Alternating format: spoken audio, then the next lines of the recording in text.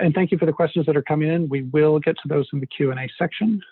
Right now, though, we'll talk about decision-making. So we have covered a lot of information about what you have, what can you do with it, what are the options available, what's the support you can get. Now we come to the question, what should you do? And all of the, as Donna described at the top, all of the outcomes that we've described could be framed as being mission consistent with most religious organizations. The bricks and mortals position is that mission consistent is too low a bar. The real estate assets held by religious facilities in New York City are a tremendous, tremendous asset. They represent a lot of value, and everybody wants a piece of it. And everybody who wants a piece of it thinks they know what's best for it. And a lot of those are wonderful outcomes, but as Kate said at the beginning of her presentation, you want to be in the driver's seat.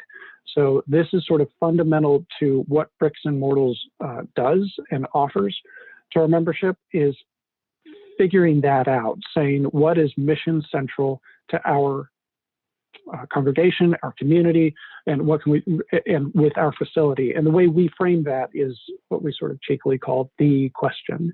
How do we best leverage our assets to the greatest benefit of our community? And that's going to require creative thinking about a lot of different things. What are our assets? Yes, okay, the building, the land, the air rights. It's also, as Jason said, the amount of time you spend on the site, your longevity there, the people, the programs, all these things, your relationships with the community around you. Second, who is our community? Who exactly, and even in terms of priority, who are you trying to serve? And what are their needs?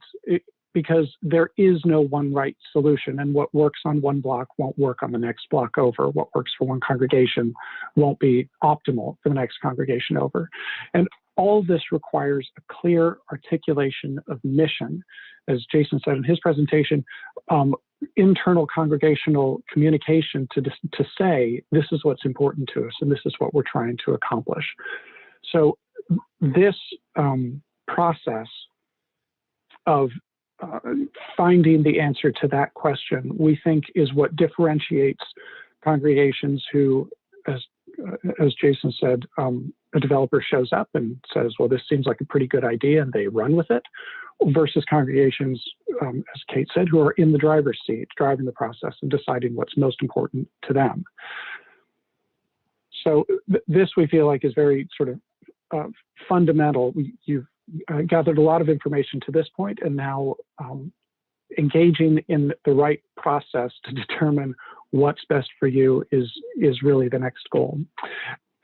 And speaking of goals, the other work that Bricks and Mortals does is on public policy, sort of coming up with goals for public policy that will make life better for religious owners of real estate. Bricks and Mortals is currently approaching mayoral candidates with a platform that sort of describes the policy agenda that we support. And we feel that's representative of a broad range of concerns that are relevant for religious institutions. And we'll just go through them very quickly.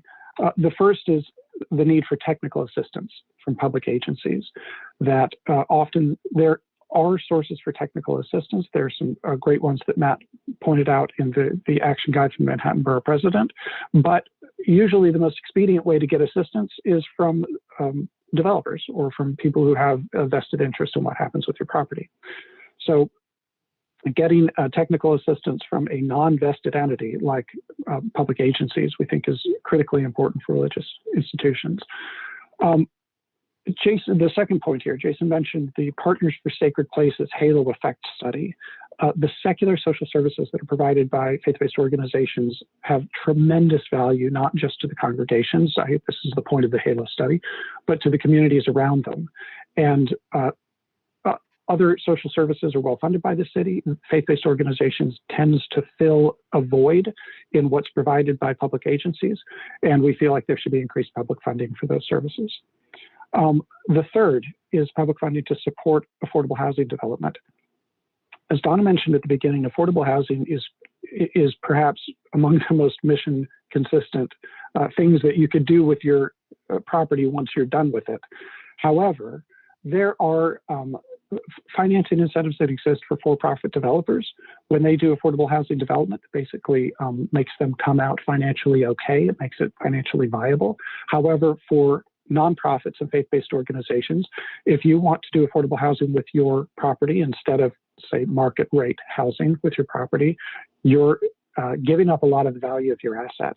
And we feel that there should be public funding to support the delta, that you can make up some of what you would lose in doing affordable housing so that it actually becomes financially viable and you're not basically giving up a huge portion of the value of your asset. The fourth item here is greater flexibility for air rights transfers. You could see that for a handful of landmarked religious-owned buildings for St. Patrick's, St. Bart's, they've got a lot of options in terms of through the East Midtown Special Transfer District. We suggest that privilege and flexibility really ought to be extended to every not-for-profit owned property in New York City. It's a big ask. It's a complicated process. It would be a complicated arrangement to really make it work, but we feel like it's the right thing to do, and we're pushing city agencies to adopt it.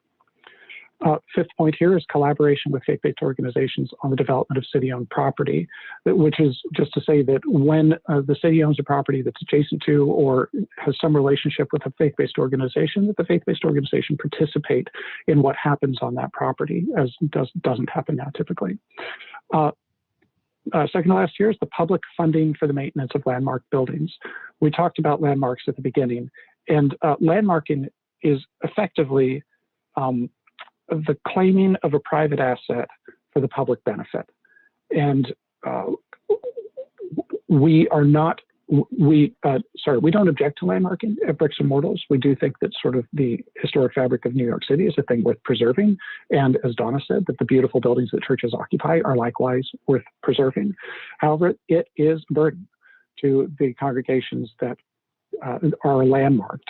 And so finding better ways to offset that burden than the 7479 zoning provision that we discussed earlier, we think is very important.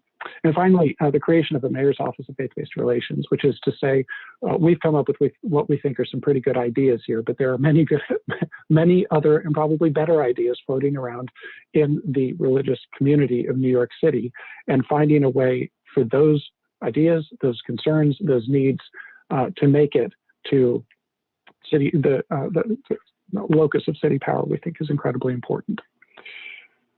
Now, I'm glad to see that some questions are coming in. We'll go through those.